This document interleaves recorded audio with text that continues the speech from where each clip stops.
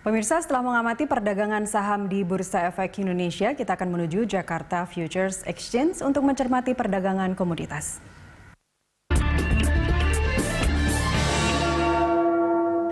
Untuk mengetahui perkembangan di pasar komoditas, kita telah terhubung dengan Aib Sumpena, analis dari Didimex Berjangka. Selamat pagi, Mas Aib. Pagi, Mbak. Ya, ini kan data atau pertumbuhan ekonomi Indonesia masih minus pada kuartal 1 ini. Dampaknya seperti apa terhadap bursa komoditas? Oke, memang maksudnya pertumbuhan ekonomi berdampak maksudnya di mana indikasi di antaranya konsumsi masyarakat, terutama penjualan retail menurun, investasi bangunan juga melambat. Pertumbuhan perbankan terutama kredit menurun, namun tidak dengan komoditas. Karena kenaikan harga komoditas di pasar dunia menjadi positif dan bursa komoditas justru bergairah, terutama sumber daya alam seperti CPO, karena dan hasil pertanian dan hasil perkebunan lainnya, Mbak. Seperti itu. Selain CPO, apalagi yang ikut bergairah di pasar komoditas?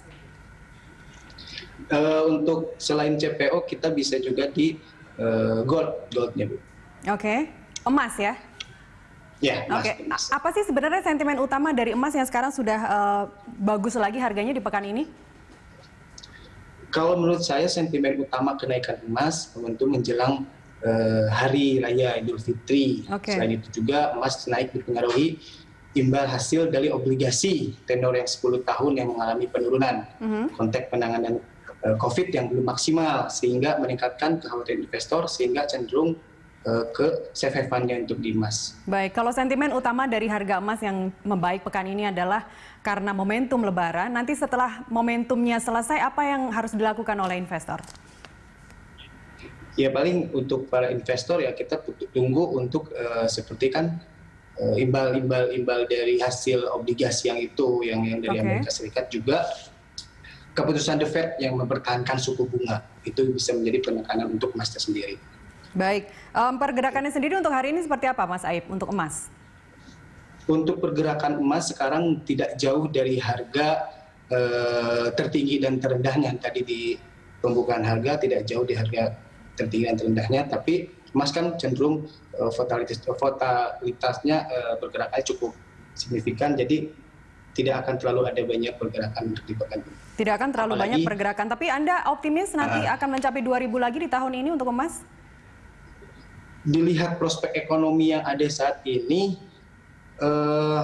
yang mana masih sangat dipengaruhi oleh pandemi COVID-19, masih akan mendorong kenaikan emas, tetapi tidak sampai, kalau menurut saya tidak akan sampai ke harga di level 2.000, karena mungkin di tahun kemarin memang masih tinggi untuk COVID-19-nya, tapi untuk di tahun ini mungkin tidak akan terlalu sampai ke angka level 2.000. Baik, apakah CPO juga sentimen utamanya karena sekarang mendekati Hari Raya Idul Fitri? Halo? Untuk CPO, apakah sentimen utamanya juga karena saat ini sedang mendekati Hari Raya Idul Fitri, jadi harganya sudah bagus. Bahkan sepanjang bulan April ini kan harga CPO naik 7%. Untuk bulan Mei ini seperti apa prediksi Anda? Oke, untuk CPO di bulan Mei kemungkinan akan mengalami kenaikan. Karena permintaan untuk CPO ini akan meningkat cukup drastis. Menjelang Hari Raya Idul Fitri juga, dan CPO masih menjadi primadona seiring meningkatnya harga minyak dunia. Sehingga kecenderungan mencari energi alternatif. Baik. Program biodiesel oleh pemerintah Indonesia pun sangat berpengaruh. Baik, target harganya tahun ini berapa, Mas Aib? Untuk apa? Untuk harga CPO ini bisa tembus di harga Rp5.000 per ton. Karena sekarang kan harga minyak dunia yang terus melonjak, saat ini harga di kisaran Rp4.600 per ton. CPO. Baik, saran Anda untuk investor jangka pendek, menengah, dan panjang seperti apa? Untuk investor ya lebih baik kita lihat dulu pergerakan ke depan seperti apa saat melihat untuk prospek CPO-nya. Baik, artinya untuk jangka panjang ya, untuk CPO ya? Iya. Oke. Tadi sektor perkebunan Anda bilang sedang bergairah karena ini juga mendekati Hari Raya Idul Fitri. Bagaimana dengan coklat? Untuk coklat memang menjadi bukan menjadi target untuk para investor sih memang coklat.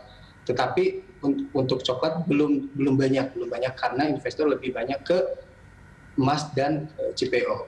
Emas dan CPO. Bagaimana dengan kopi? Kopi ya, saya melihat juga prospek kopi cukup bagus, walaupun menurut saya paling diminati ya tadi gold dan CPO kopi, dan kakao juga punya potensi kenaikan, terutama kopi dikarenakan sentra produksi mengalami penurunan dan adanya pasar baru di Timur Tengah, juga permintaan dalam negeri yang meningkat. Baik Mas Aib, terima kasih atas waktu Anda telah bersama kami pagi ini. Demikian tadi pemirsa analis dari Didimex Berjangka, Aib Sumpena.